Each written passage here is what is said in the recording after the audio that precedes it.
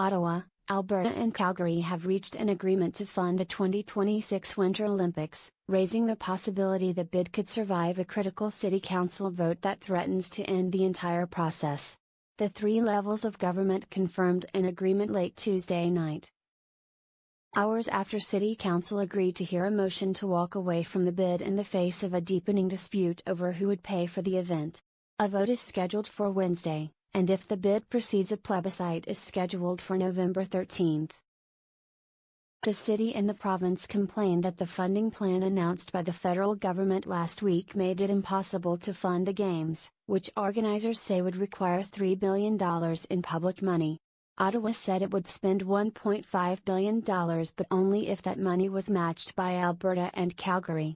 Alberta has already pledged $700 million and the city was not expected to come close to making up the balance.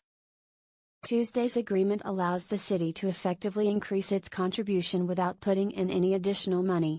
The city's share will include $370 million in cash, as well as $150 million in previously announced upgrades near Stampede Park and $200 million in contingencies. Ottawa's contribution would decrease slightly to $1.423 billion to match the municipal and provincial totals, leaving the total public funding at $2.875 billion.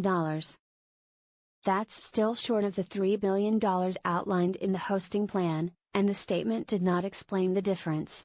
This is a proposal that makes sense and is a good deal for Calgarians, Scott Hutchison, the board chair for the Calgary 2026 Bid Corporation, said in a statement.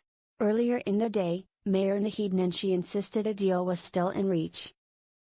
"I remain optimistic that something is possible here," said Mr. Nenshi, but he warned the clock was about to run out.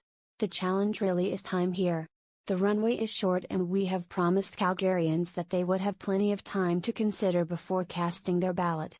If Calgary stays in the running, it would be competing against Stockholm and an Italian bid involving Cortina d'Ampezzo and Milan.